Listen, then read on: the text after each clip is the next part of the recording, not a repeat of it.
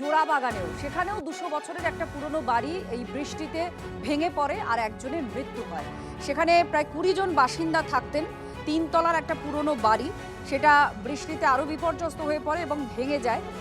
বাকিদের উদ্ধার করা হয়েছে, আহতও হয়েছেন কয়েকজন। এনডিআরএফ যায়, পুরসভার টিমও যায়।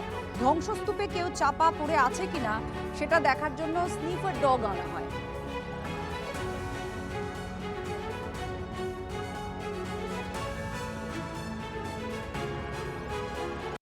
মঙ্গলবার ভোরেই বিপর্যয়। পাতুরিয়াঘাটার 31 নম্বর ব্রজদুলাল স্ট্রিট, সেখানে হুড়মুড়িয়ে ভেঙে পড়ল 3 তলা বাড়ির একাংশ। মৃত্যু হয়েছে ষাটোর্ধ্ব এক মহিলার এবং আমরা সেই স্পটের ছবি দেখাচ্ছি যেখানে এনডিআরএফের টিম ইতিমধ্যে ঘটনাস্থলে এসে পৌঁছেছে এবং তারা মূলত খতিয়ে দেখছে যে কোথায় কি অবস্থা হয়ে দাঁড়িয়েছে। ইতিমধ্যেই যারা বাড়িতে প্রায় 20 জনের কাছাকাছি আটকে ছিল তাদেরকে উদ্ধার করে নিয়ে যাওয়া হয়েছে এবং যেটা পড়োশিরা জানাচ্ছিলেন যে যিনি মারা গিয়েছেন তিনি ভোরে গাড়ি থেকে যখন বেরোচ্ছিলেন তখনই হুড়মুড়ি অংশটি পড়ে এবং সেই ধ্বংসস্তূপের ছবিটা দেখাচ্ছে আমার সহকর্মী মাখন পাত্র। কিছুক্ষণ আগে স্নিফার ডগ আসে, স্নিফার ডগ কিন্তু তারা স্টিমার খতিয়ে শুকে দেখে যে কেউ আটকে পড়েছে কিনা বা কেউ ভেতরে ধ্বংসস্তূপে চাপা পড়ে আছে কিনা, সেটা মূলত সেই স্টিমার ডগ খতিয়ে শুকে দেখে এবং আশেপাশে যে বাড়িগুলো রয়েছে সেই বাড়িগুলো কিন্তু ইতিমধ্যে বাড়ির বাসিন্দারাও আতঙ্কে রয়েছে।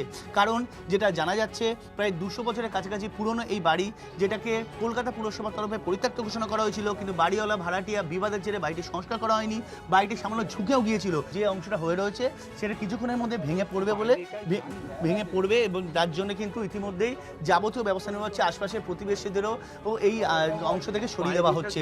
ক্যামেরায় মাখন পাত্রের সঙ্গে শান্ত ভট্টাচার্য, টিভি9 বাংলা, পাতুরিয়াঘাটা।